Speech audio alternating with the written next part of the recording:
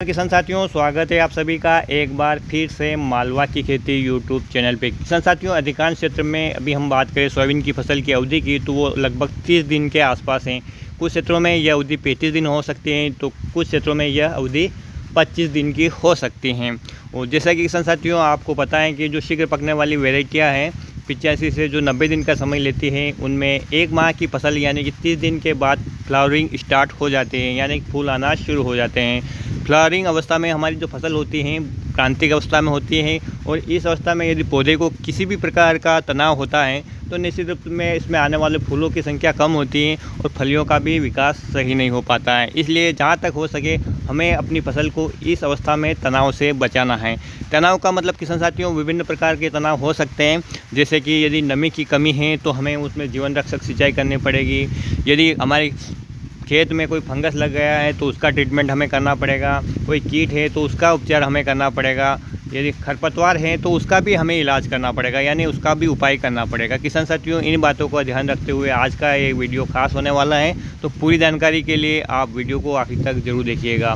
यूँ तो हम कई वर्षों से सोयाबीन की खेती करते आ रहे हैं, लेकिन आज भी कुछ ऐसी गलतियाँ कर लेते हैं जिसका नुकसान हमें किसान साथियों फसल की उपज में देखने को मिलता है।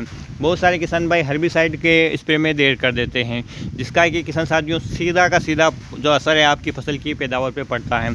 जैसा कि कहा जाता है कि 15 से 20 दिन की अवस्था में हर्बिसाइड का प्रयोग करना चाहिए, यानी खरपतवार नियंत्रण के लिए करना चाहिए। 10 दिन का समय आपकी फसल को रिकवर होने का मिलता है फूल आने से पहले। किसान साथियों, जो आप फूल अवस्था के आसपास जब हर्बिसाइड का प्रयोग करते हैं तब आपकी फसल झटके से उभर नहीं पाती है। परिणाम स्वरूप यह होता है कि आपकी फसल सही तरीके से ग्रोथ ही नहीं कर पाती है और उसकी जो क्रांतिक अवस्थाएं है यानी फूल आने की अवस्था है वो आ जाती है। परिणाम स्वरूप फसल झटके से उभरेगी नहीं, अपने आप को पूर्ण पुष्ट कर ही नहीं पाएगी, तो उसमें जो फ्लावर है वो बहुत ही कम मात्रा में आए। इसलिए जब भी आप हर्बिसाइड का प्रयोग करने वाले हैं तो 15 से 20 दिन की अवस्था में कर लें। और इस समय यदि आपने खेत में नमी की वजह से खरपतवार नियंत्रण आप जो हर्बिसाइड की वजह से नहीं कर पाए तो आप डोरा या कुल्पा विधि का प्रयोग जरूर करें किसान साथियों, लेकिन समय पे खरपतवार अवश्य निकालें। दूसरा है किसान साथियों कि बहुत सारे किसान भाई इस समय यदि फसल की ग्रोथ नहीं हो पाती है, चाहे वो हर्बिसाइड के साइड इफ़ेक्ट के कारण हो, चाहे वो खेत में नमी के कमी के कारण हो या किसी अन्य कारण की वजह से हुआ हो, तो बहुत सारे किसान भाई इस समय यूरिया खाद का प्रयोग कर लेते हैं, जो कि फसल की हाइट बढ़ाने के लिए उनका मानना होता है कि यदि मैं यूरिया डालूंगा तो मेरी फसल की हाइट अच्छी बढ़ जाएगी, इसमें अच्छी मात्रा में फूल आ जाएंगे। तो किसान साथियों ऐसी गलती आपको नहीं करना है। हालांकि सबसे अधिक मात्रा में आपकी फसल को नाइट्रोजन चाहिए, लेकिन शुरुआती अवस्था में जब आपकी फसल 2 सप्ताह से पूर्व की होती है तब उसमें नाइट्रोजन की अधिक आवश्यकता होती है, क्योंकि तब तक आपकी फसल में जो राइजोबियम की गांठें नहीं बनती हैं। और जब आपकी फसल को फिर आवश्यकता होती है तो वो होती है जब उसमें फलियां बन चुकी हो और दाना भर रहा हो, उस समय फिर नाइट्रोजन की आवश्यकता होती है। लेकिन फ्लावरिंग टाइम के समय किसान साथियों जितना आप यूरिया डालोगे तो आपकी फसल में नुकसान ये देखने को मिलेगा कि आपकी जो फ्लावरिंग है या जो फूल है वो झड़ सकते हैं, और इस प्रकार का नुकसान आपको देखने को मिल सकता है। तो किसान साथियों तीसरी बात करें तो बहुत सारे किसान भाई इस समय जब फ्लावरिंग स्टेज में फूल अवस्था में यानी जब हमारी फसल में तमाम फूल निकल आते हैं या सभी फूल निकल आते हैं तो बहुत सारे किसान भाई के खेतों में इल्लियों का प्रकोप देखा जाता है। तो किसान साथियों इल्ली का हमें पूर्व में ही कंट्रोल करना है, यानी फ्लावरिंग अवस्था से पहले यदि हमें खेत में इल्लियाँ दिख रही है तो फूल निकलने से पहले ही इनका कंट्रोल कर लेना है, क्योंकि हो सकता है कि इल्लियों की दवाई से आपके जो फूल हैं वो ड्रॉप हो सकते हैं या वो फूल गिर सकते हैं, जिससे कि वो आपको उत्पादन आगे चलकर कम मिल सकता है। यानी कि ये सेंसिटिव अवस्था है आपकी फसल की, न तो इसे कीटनाशक का तनाव देना है, न ही इसे खरपतवार नाशक का तनाव देना है, न ही आपको अपने खेत में नमी की कमी होना देना है। यदि अच्छी बरसात हो जाती है तो कोई बात नहीं, लेकिन यदि बरसात की कमी है या आपके खेत में नमी की कमी है तो आपको इसकी सिंचाई करना है यदि आपके पास पानी अवेलेबल हो तो।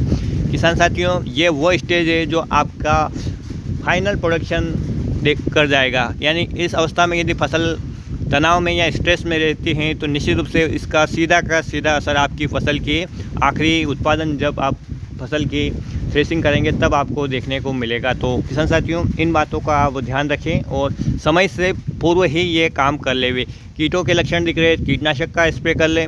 हर्बिसाइड का प्रयोग किसान साथियों फसल की अवधि के हिसाब से करें, जैसा कि मैंने आपको बताया है कि 15 से 20 दिन की अवस्था में कर ले, ताकि यदि आपकी फसल में झटका भी लगा हो, तब फूल निकलने की अवस्था आए, तब तक फसल अपने आप को पूर्ण रूप से फिर से संभाल लें।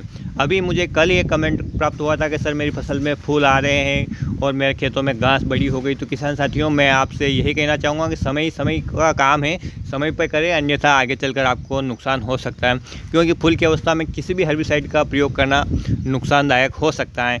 यदि आपके किसी भी प्रकार की घास फूस रह जाती हैं जो सकरी पत्ती की हैं और फूल अवस्था में है, तो किसान साथियों आप इंतज़ार करें, फूल से फलियाँ बन जाए उस समय, उसके बाद आप सकरी पत्ती वाले खरपतवार नाशक का प्रयोग करेंगे तो वो जो सावा घास या अन्य सकरी पत्ती वाली घास है वो समाप्त हो जाएगी बिना किसी फसल के नुकसान को। लेकिन फूल अवस्था में आप किसी भी प्रकार का हर्बिसाइड, चाहे वो चौड़ी पत्ती वाला हो चाहे वो सकरी पत्ती वाला हो, उसका प्रयोग ना करें।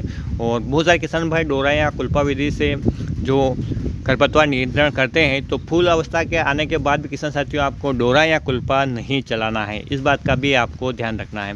तो इन बातों का ध्यान रखेंगे किसान साथियों आप फ्लावरिंग से पहले या फ्लावरिंग के समय, तो निश्चित रूप से आपकी फसल है वो आपको अच्छा उत्पादन देकर जाएगी। तो आज के वीडियो में इतनी जानकारी थी किसान साथियों, उम्मीद करता हूँ कि यह जानकारी आपको पसंद आएगी। पसंद आए तो प्लीज़ वीडियो को लाइक कीजिएगा और चैनल को सब्सक्राइब कीजिएगा। फिर मिलते हैं एक नए वीडियो में एक नई जानकारी के साथ। तब तक ले किसान साथियों ख्याल रखिएगा आप अपना, अपने परिवार का, अपने पशुधन का और अपनी फसलों का। वीडियो देखने के लिए आपका बहुत बहुत धन्यवाद। जय हिंद, जय जवान, जय किसान।